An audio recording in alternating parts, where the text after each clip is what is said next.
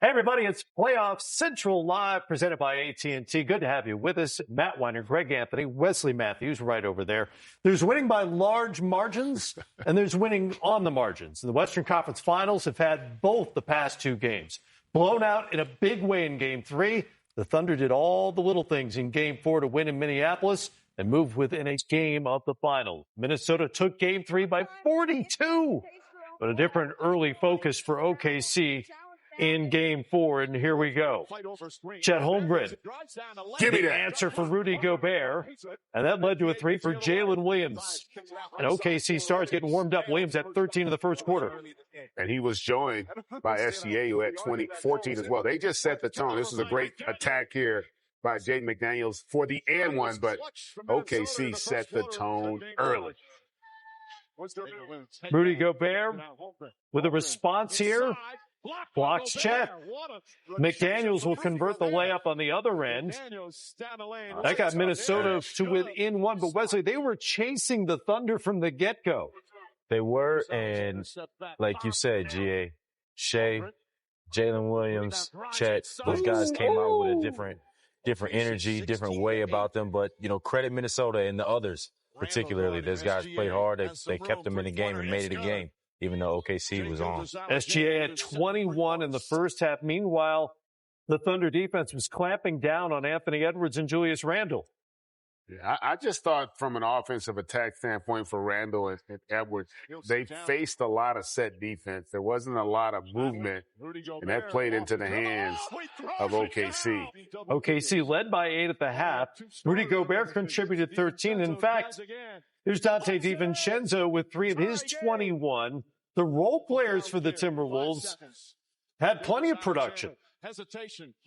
SGA, plenty himself, a playoff career high 40 points to go with 9 boards and 10 assists. His cousin, not half bad himself, Nickeil Alexander-Walker, he went for 23. OKC's lead down to 4, but this was a pattern over and over again. Thunder had answers offensively. Minnesota could get close, but never quite close enough. Edwards, the drive there, 2 of his 16. And OKC's lead down to 3. SGA falls. He's on his belly. Somehow gets it to Williams, who was 6 of 9 from out there. Huge shot. What do they call it? A microcosm? Yeah. Was that a microcosm of the night? I tell you, it really wasn't. Not to travel. That was impressive by SGA. Same combination. Williams, 34 points, 14 in the fourth quarter. OKC's lead was 7. And Minnesota trying to chip away. It's McDaniels for the corner 3. He went for 22. It's a 2-point game, but they're running out of time. Edwards needs to miss this and hope for a miracle. OKC comes up with it, and they win Game 4. 128-126. SGA joined Kevin Durant and Russell Westbrook as Thunder players to score 40-plus in a playoff game. And the 95 SGA, Williams, and Holmgren scored is the most by an OKC trio in any playoff game. History says the finals will return to Oklahoma. The Thunder are 11-1 all time. In playoff series, they've led 3-1. Here's Jared Greenberg with Lou Dort. Lou, first close game of this series. What was the difference tonight in order to bounce back? You know, we had to play our game. I mean, we had to bounce back from last game. We felt like last game we didn't play our game, our style of play, and we had to come back and show what the Thunder play like.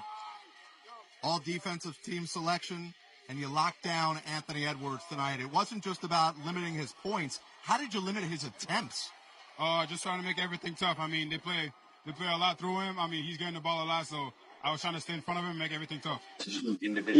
Yeah, definitely not the. I guess the points I wanted to get, but I mean, they didn't really let me get too many shots off. They did a good job of that. Every time I had the ball, they showed me a major crowd. So just making the right play, getting off of it. And my guys hit shots tonight, so big shout out to them. So the main thing is just trying to throw him off his rhythm.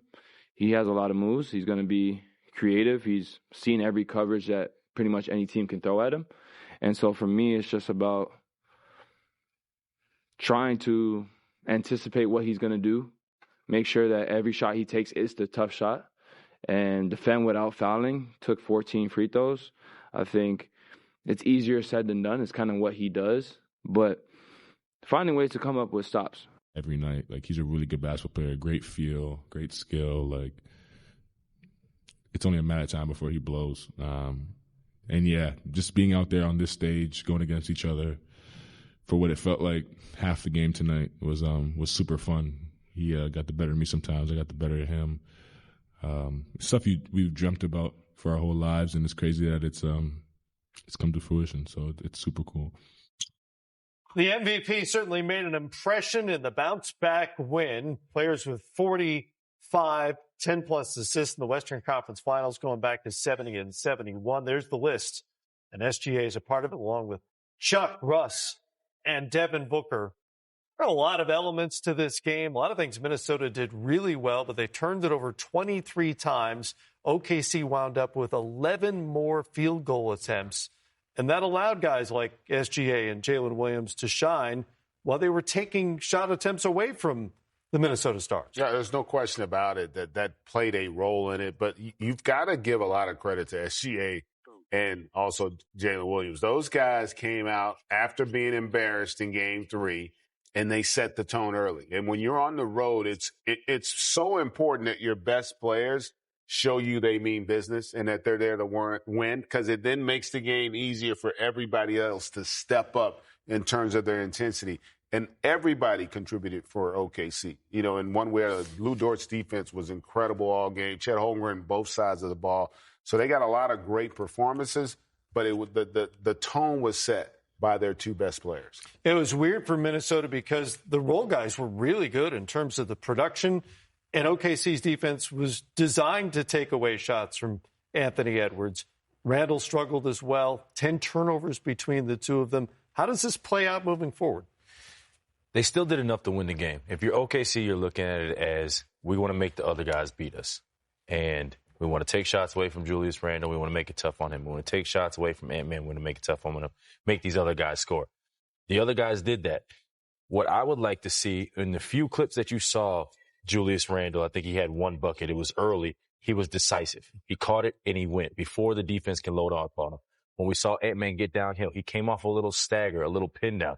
When you have to play against an OKC team where they can lock all eyes onto you, that's tough. Get behind the basket a little bit. Play off the ball a little bit. Do some of those actions where they can't fully lock into what you're doing.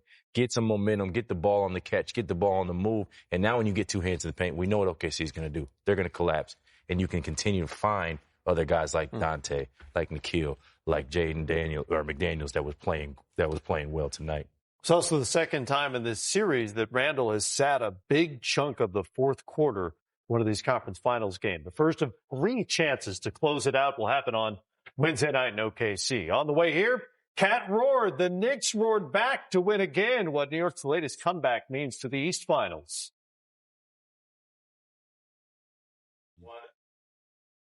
The Oklahoma City Thunder are 1 win away from returning the NBA Finals to Oklahoma for the first time in 13 years. They got 95 points out of their big 3, Chet Holmgren, Jalen Williams, and that guy, the MVP, Shai Gilgeous-Alexander, who had his first 40-point playoff game.